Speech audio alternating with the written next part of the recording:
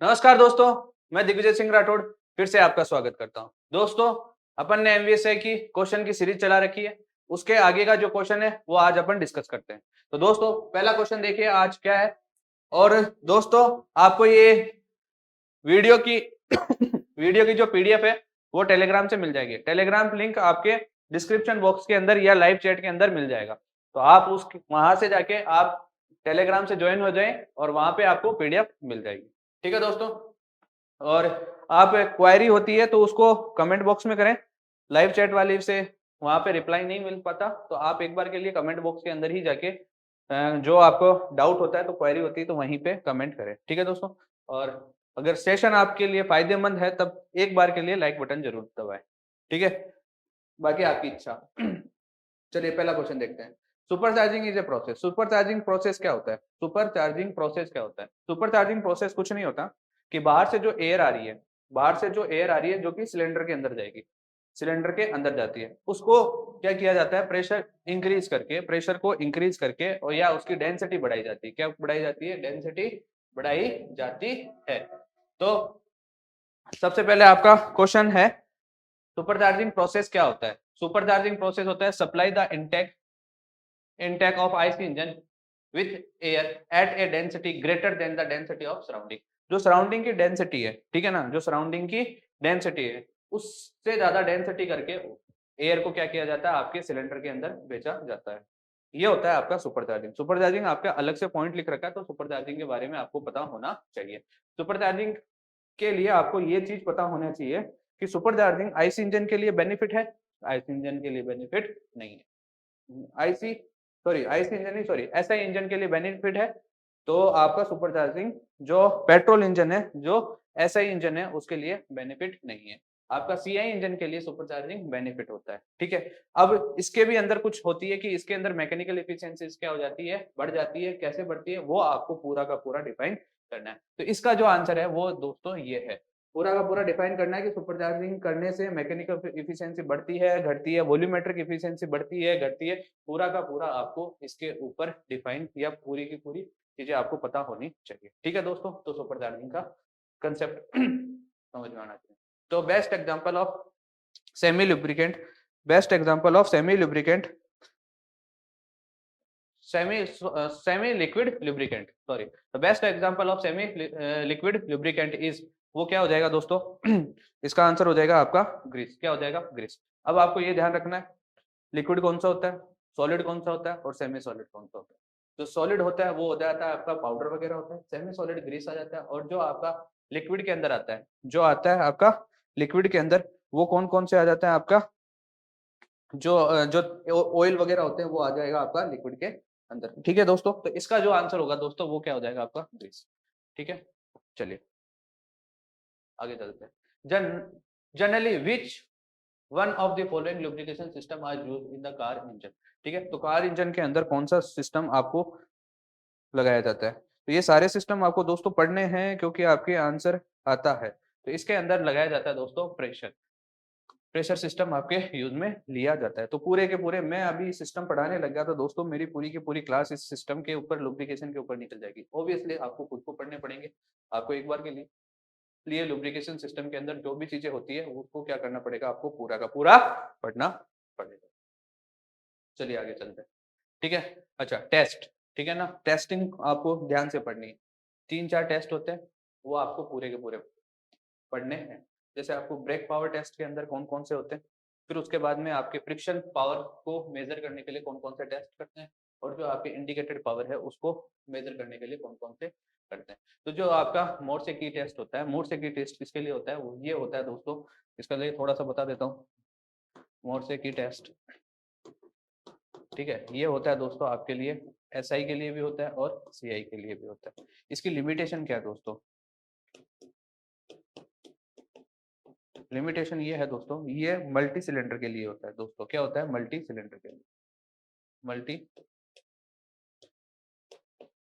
Multi cylinder के लिए। किसके लिए होता है? मल्टी सिलेंडर के लिए होता है। क्या यूज में आता है दोस्तों? ये आता है आपका ये आता है आपका इंडिकेटेड, इंडिकेटेड पावर को मेजर करने के लिए, इंडिकेटेड पावर को मेजर करने के लिए। मेजर करने के लिए, इंडिकेटेड पावर को मेजर करने के लिए यूज में आता है। कैसे आता है? मान लो आपके पास अगर 4 सिलेंडर है, ठीक है, 4 सिलेंडर है, 4 सिलेंडर है, 4 सिलेंडर है, कितने हैं टोटल? एज्यूम करते हैं आपके पास कितने 4 सिलेंडर है। इसके ऊपर न्यूमेरिकल भी बन सकता है, तो ध्यान से सुनना, इसके ऊपर न्यूमेरिकल भी बन सकता है। एज्यूम 4 सिलेंडर है आपके पास, आपके पास कितने 4 सिलेंडर है। 4 सिलेंडर की total BP, brake power, total BP कितनी होगी? 4 बीपी लिख रहा हूँ मैं, टोटल बीपी को क्या लिख रहा हूँ? 4 बीपी। अब इसके अंदर क्या करते हैं, एक सिलेंडर को क्या कर देते हैं अपन? फायर ऑफ कर देते हैं, मतलब कट ऑफ कर देते हैं, इसकी सप्लाई को कट ऑफ कर दो, या स्पार्क प्लग को क्या कर दो? कट ऑफ कर दो। ऐसा ही इंजन के अंदर स्पार्क प्लग को कट ऑफ करेंगे, और जो आपका सीआई इंजन है उसके अंदर जो आपकी फ्यूल की सप्लाई है उसको क्या करेंगे? कट ऑफ करेंगे। तो एक जब जिस सिलेंडर को आपको कट ऑफ करोगे तो आपके जो, जैसे मान लो फर्स्ट सिलेंडर को क्या किया आपने? फर्स्ट सिलेंडर को क्या किया आपने? फायर ऑफ कर दिया है, मतलब बुझा दिया, या अब इस बार आप नॉट फायर्ड, इस बार कोई भी फायर नहीं किया, तो इसको अपन लिख रहे हैं 3BP1। मतलब अब 3 सिलेंडर है, और 1 का अर्थ हो गया आपका एक जो फर्स्ट वाला, जो फर्स्ट नंबर का जो सिलेंडर है उसको अपन ने फायर्ड नहीं किया है, मतलब उसको जलाया नहीं। तो आपका जो इंडिकेटेड पावर होगा, indicated power of first cylinder, वो हो जाएगा 4BP माइनस 3BP1। इस तरह से अपन सारे सिलेंडर की क्या कर सकते हैं? अपन इंडिकेटेड पावर निकाल सकते हैं। तो ये इस तरह से मेथड होता है। आपको इसके सारे के सारे जो ब्रेक पावर है उसके कम से कम 2 टेस्ट याद रखने, आपके जो फ्रिक्शन पावर है उसको मेजर करने के लिए कम से कम 2 टेस्ट याद रखने, और जो आपका इंडिकेटेड पावर है, इंडिकेटेड पावर को मेजर करने के लिए आपके 2 टेस्ट ध्यान में होने चाहिए। ठीक है दोस्तों, तो ये चीज याद रखिए। इसके ऊपर न्यूमेरिकल बन सकता है, डायरेक्ट न्यूमेरिकल बन सकता है। सिर्फ माइनस है इसके अंदर, सिर्फ माइनस का खेल है, तो हो सकता है आपके डायरेक्ट न्यूमेरिकल मिले आपको। चलिए आगे चलते हैं।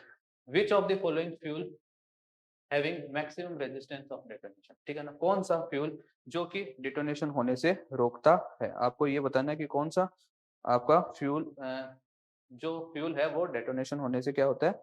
रोकता है। देखो, अब जो चीज आप देखोगे, अगर बात करें, क्या बात करते हैं, देखो ये बेंजीन वेंजीन तो टोएलिन तो आपको पता नहीं है, ठीक है ना। आपके पास में होता है दोस्तों ऑक्टेन नंबर, ऑक्टेन नंबर, ठीक है, ऑक्टेन नंबर। जो ऑक्टेन नंबर, ऑक्टेन और C10 ढंग से पढ़ लेना दोस्तों, ऑक्टेन और C10 ढंग से पढ़ लेना। जो आपका ऑक्टेन नंबर है वो किस किस के कारण होता है? किस किस के कारण होता है? ऑक्टेन होता है आपका आइसो ऑक्टेन, आइसो ऑक्टेन, ठीक है, प्लस एन हेप्टेन। क्या होता है? N heptane, iso octane plus n heptane. जब अगर आपका ऑक्टेन नंबर 100 है, ये इसकी रेंज होती है 0 से 100। अगर आपका आइसो ऑक्टेन 100 है, मतलब आपका सॉरी ऑक्टेन नंबर आपका 100 है, तो इसका अर्थ है आइसो ऑक्टेन भी आपका क्या है? मैक्सिमम क्वांटिटी के अंदर है। अगर बीच में 50-50, तो इन दोनों की क्वांटिटी कितनी है? 50-50 है। अगर आपका ऑक्टेन नंबर 0 है, तो मतलब एन हेप्टेन क्या है? पूरा का पूरा एन हेप्टेन है। अगर एन हेप्टेन ज्यादा हुआ तो नॉकिंग टेंडेंसी या डेटोनेशन टेंडेंसी क्या होती है? मैक्सिमम होती है। अगर आइसो ऑक्टेन मैक्स ज्यादा है, ठीक है ना, तो डिटोनेशन टेंडेंसी या नॉकिंग टेंडेंसी क्या हो जाएगी? आपकी कम हो जाएगी। तो ये चीज किसके अंदर होती है दोस्तों? ये किसके लिए होती है? आपकी एसआई इंजन के लिए, एसआई इंजन के लिए ये चीज होती है। बात समझ में होगी? या किसके लिए होती है? एसआई इंजन के लिए होती है। ठीक है दोस्तों, आपको C10 के बारे में भी जानना जरूरी है। C10 के अंदर क्या होता है? देखो ध्यान से सुनना, C10 के अंदर क्या क्या होता है आपका? एक तो होता है C10, और एक होता है कौन सा होता है? Alpha methylene naphthalene, alpha methyl नैप्थेलिन।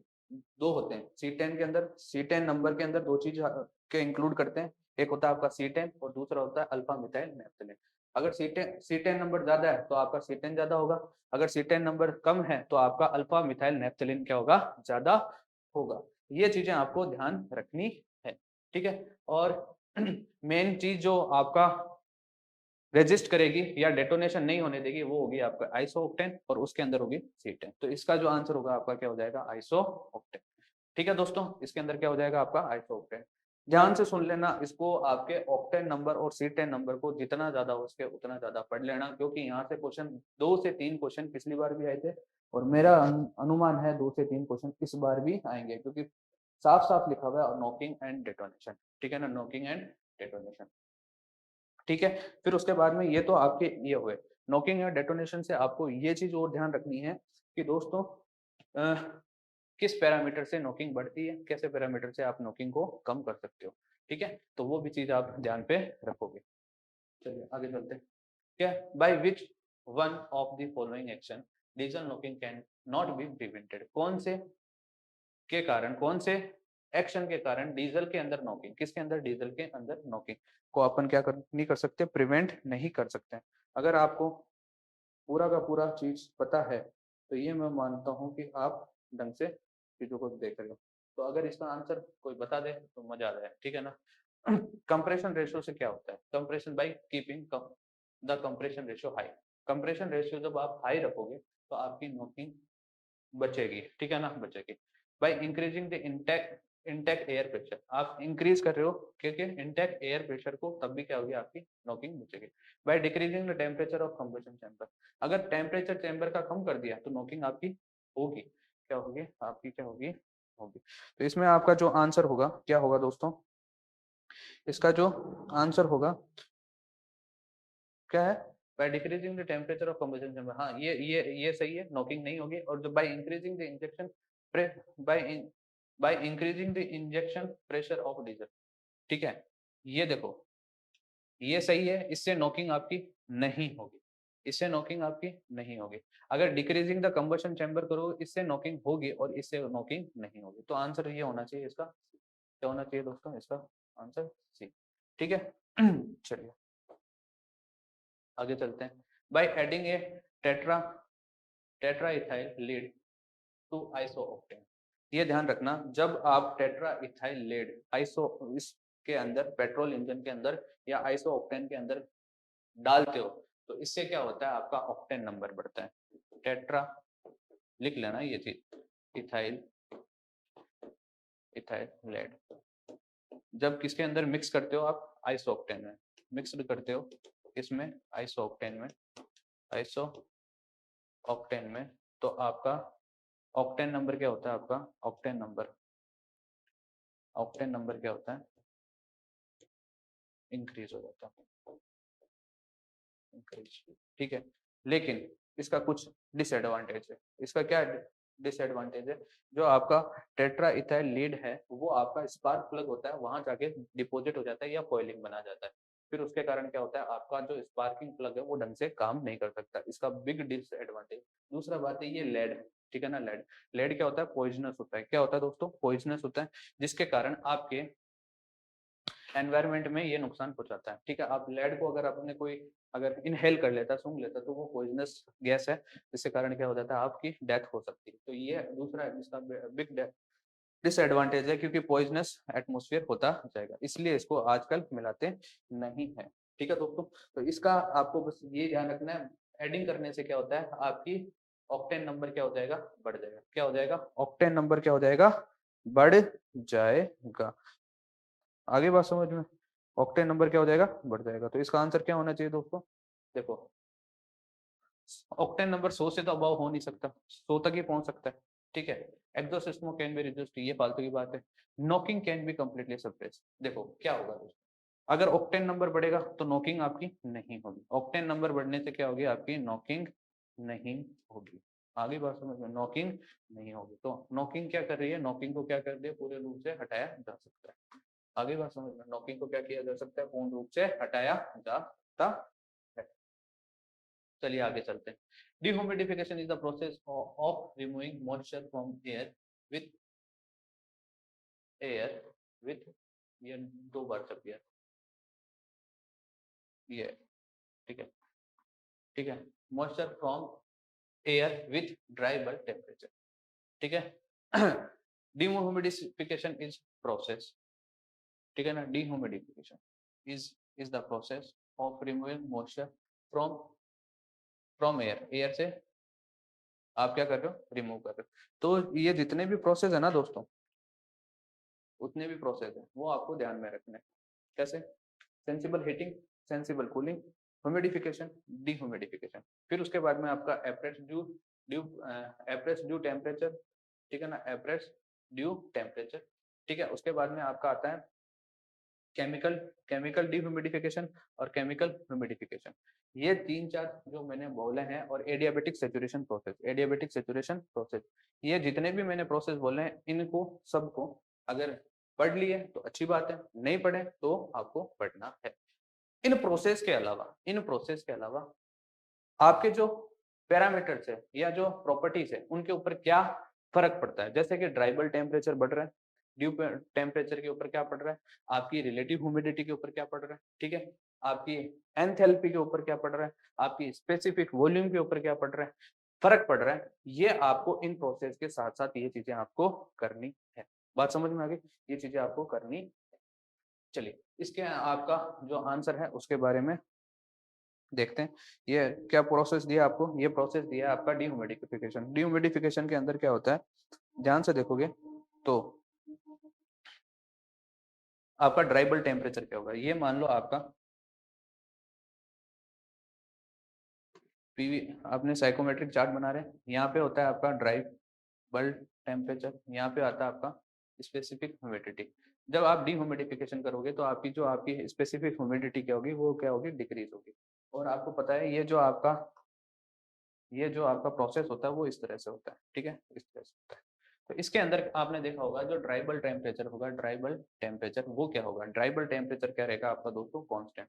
Process 1 के और पॉइंट 1 और पॉइंट 2 के ऊपर ड्राइबल टेम्परेचर जितना पहले था उतना ही क्या है, बाद में है, इसीलिए जो आपका टेम्परेचर है ड्राइबल टेम्परेचर वो क्या रहेगा आपका, कांस्टेंट रहेगा। अगर मैं इसी में बात करूं ड्राइबल टेम्परेचर आपका क्या हो गया, कांस्टेंट। अगर वेटबल टेम्परेचर की बात करूं मैं, चलो यही बता देता हूँ, वेटबल टेम्परेचर की बात करूं तो आपका वेटबल वेटबल टेम्परेचर वो क्या होगा, वेटबल टेम्परेचर क्या होगा, due point due point temperature क्या होगा, ड्यू पॉइंट टेम्परेचर। और आपका क्या होता है यहाँ पे एंथैल्पी क्या होगी, एंथैल्पी क्या होगी आपका, एंथैल्पी क्या होगी, साथ साथ में स्पेसिफिक वॉल्यूम क्या होगी, और एक रिलेटिव ह्यूमिडिटी क्या होगी। ये 4-5 चीजें इसी में देख लेते हैं। देखो आपकी रिलेटिव ह्यूमिडिटी का जो ग्राफ निकलता है वो दोस्तों इस तरह से निकलता है, इस तरीके से, ठीक है, और इस ऑर्डर में क्या होता है, इंक्रीज होता है, इंक्रीजेस, ठीक है, इस ऑर्डर में क्या होता है, इंक्रीज होता है। तो पहले यहाँ पे था, आप नीचे आ गए तो आपकी ये क्या होगी, डिक्रीज हो गई, क्या हो गई दोस्तों, डिक्रीज हो गई। बात समझ में आ गई, ये क्या हो गई, डिक्रीज, डिक्रीज।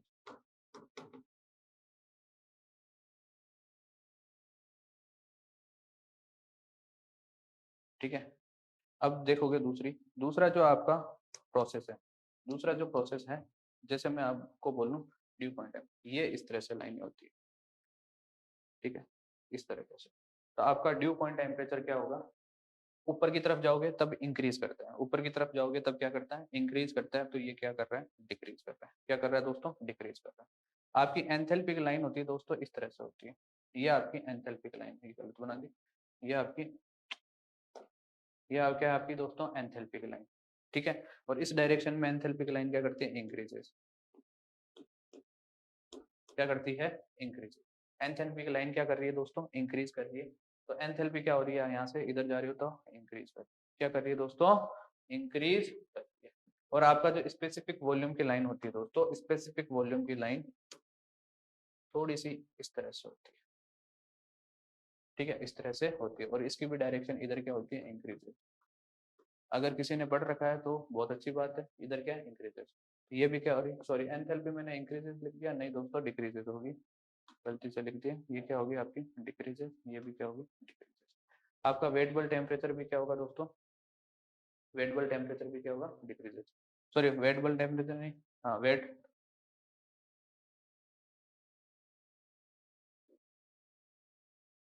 टेम्परेचर होता है ना, wet bulb temperature, dew point temperature, wet bulb temperature और डाइबल टेम्परेचर, ठीक है। तो वेटबल टेम्परेचर भी क्या करेगा आपका, डिक्रीज करेगा।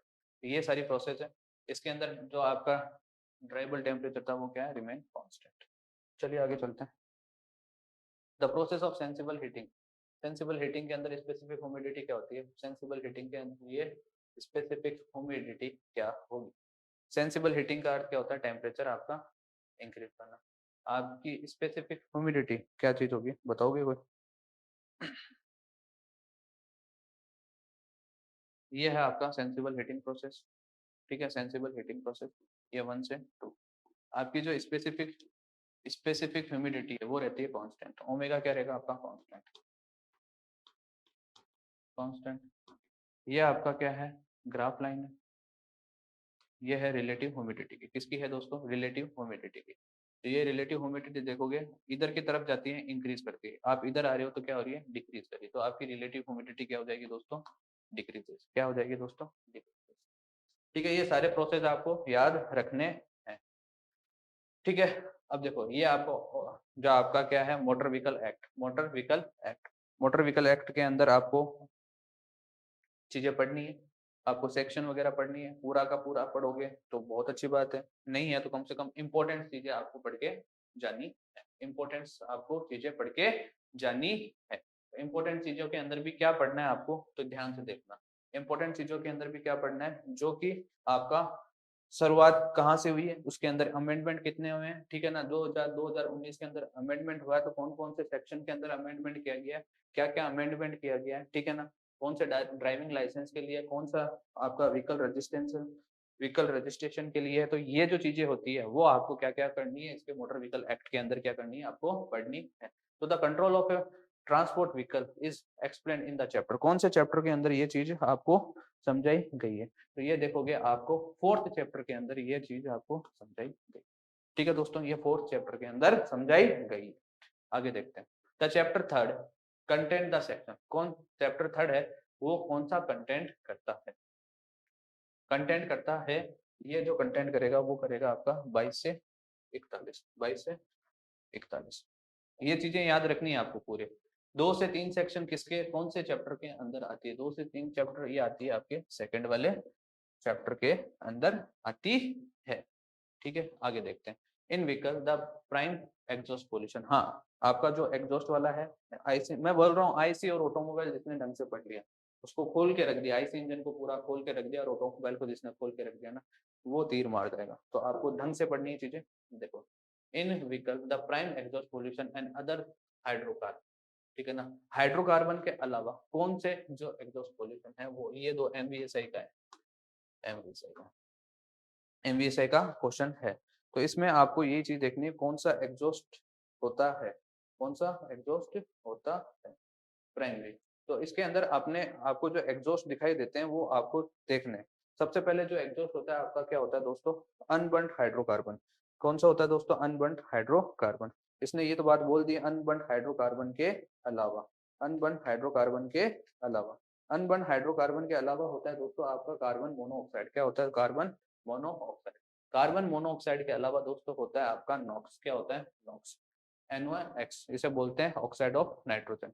एक होता है दोस्तों इसके अंदर ऑप्शन नहीं दे रखा, एक होता है SOx जिसे बोलते हैं सॉक्स। क्या बोलते हैं, सॉक्स।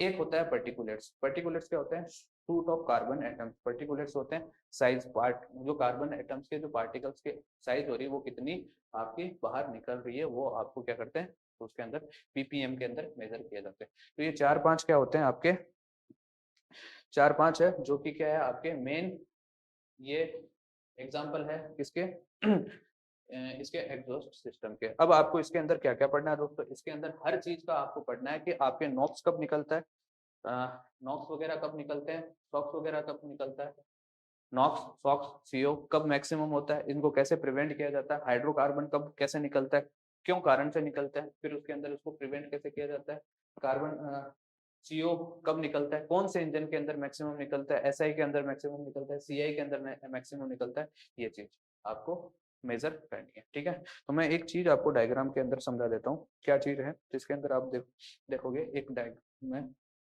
बना रहा हूँ। ठीक है, इधर है आपका स्टोइकोमेट्रिक रेशियो, ठीक है, यहाँ पे कितना है 1, ठीक है, ये है 1।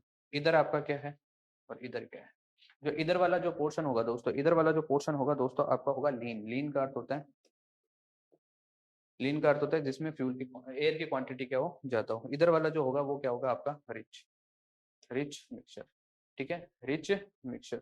तो जो आपका जो हाइड ये वाला होगा ये किसका है, CO का। जैसे जैसे आप रिच मिक्सचर करोगे वैसे वैसे आपका जो CO का कंटेंट है वो क्या होता जाएगा, बढ़ता जाएगा। जो आप देखोगे नॉक्स का है, नॉक्स का वो इस तरह से होता है दोस्तों। ये है नॉक्स का। नॉक्स क्यों यहाँ पे मैक्सिमम हुआ है? क्योंकि जो आपका नॉक्स है वो हाई टेम्परेचर के ऊपर बनता है। हाई टेम्परेचर, जहाँ पे हाई टेम्परेचर होगा वहां पे बनेगा। और हाई टेम्परेचर के लिए आपको क्या करना है कि फ्यूल को पूरा का पूरा जलाना जरूरी है, या एयर की क्वांटिटी अगर थोड़ी सी ज्यादा रहेगी तो फ्यूल अच्छी तरीके से जलेगा। जब अच्छी तरीके से जलेगा तो आपकी जो ऊर्जा होगी या जो पावर होगी वो ज्यादा डेवलप होगी। उस समय टेम्परेचर भी क्या होगा, आपका हाई होगा। जो आपका नॉक्स होता है वो कहाँ बनता है, आपका हाई टेम्परेचर के ऊपर बनता है। फिर ये एक ग्राफ और बता देते हैं, इसी में बता देते हैं। कौन सा देखना? ये जो ग्राफ बनता है ये आपका इस तरह से हाइड्रोकार्बन का, ये किसका बनता है दोस्तों, हाइड्रोकार्बन का ये ग्राफ बनता है। ठीक है, ये जनरली आप देखोगे ये जो चीजें होती है हाइड्रोकार्बन की कहाँ बनती है, आपको ये सारी चीजें बहुत अच्छे से पढ़नी है। नॉक्स कब बनता है, सॉक्स कब बनता है, कार्बन कार्बन मोनोऑक्साइड कब बनता है, अनहाइड्रोकार्बन कब बनता है, पर्टिकुलेट्स कब मैक्सिमम होते हैं, कब मिनिमम होते हैं, कौन से इंजन में ज्यादा बनते हैं, ये सारी चीजें आपको क्या करनी है, एक बार के लिए पूरी की पूरी पढ़नी है। ठीक है दोस्तों, आई थिंक यहीं तक था क्वेश्चन। तो ये पूरे के पूरे क्या होते हैं आपके क्वेश्चन, तो इसका आंसर मैं बता देता हूँ। इसका आंसर क्या होगा, ये होगा। मैंने बता तो दिए ना सबके आंसर।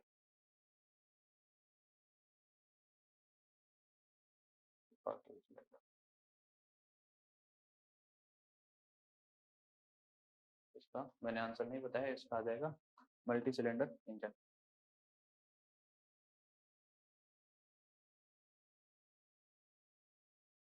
ठीक है दोस्तों, तो मैंने पूरा का पूरा आपको समझा दिया है। किसी को कोई भी डाउट हो, कैसा भी डाउट हो, ऑटोमोबाइल के अब धीरे धीरे क्वेश्चन बढ़ते जाएंगे। आज मैंने आईसी के अंदर और जो अपना आरएससी का पार्ट जो क्वेश्चन नहीं लिए थे, आज आरएससी के भी पार्ट लिए। आपको आरएससी के अंदर भी ढंग से पढ़नी है, जो कि साइकोमेट्रिक ही आपके लिए ज्यादा इंपॉर्टेंट है। साइकोमेट्रिक से ढंग से क्वेश्चन आएंगे, तो साइकोमेट्रिक से आपको ढंग से पढ़ना है। और आईसी इंजन को अच्छे से पढ़ लेना दोस्तों। आईसी इंजन के जो दोनों पार्ट है उसको अच्छे से पढ़ के जाना है। किसी को भी कैसा भी डाउट हो वो आप कमेंट बॉक्स में करें, जितना हमसे होगा मैं हम सोल्व करने की उसको कोशिश करेंगे। ठीक है, और वो कुछ ब्रेक वगैरह के जो कोई डाउट था, नाम भूल गया बच्चे का, वो बोल उसमें लाइक कमेंट में था, तो वो करवा देंगे। ब्रेक वाला भी क्या हो, जैसे जैसे चलेगा वैसे वैसे हम करवा देंगे, वो उसके लिए आप टेंशन छोड़ो। बाकी आप अपनी मेहनत करते रहो, हमसे जितना होगा हम आपके लिए तैयार है। तब तक के लिए thank you, goodbye, take care, have a nice day.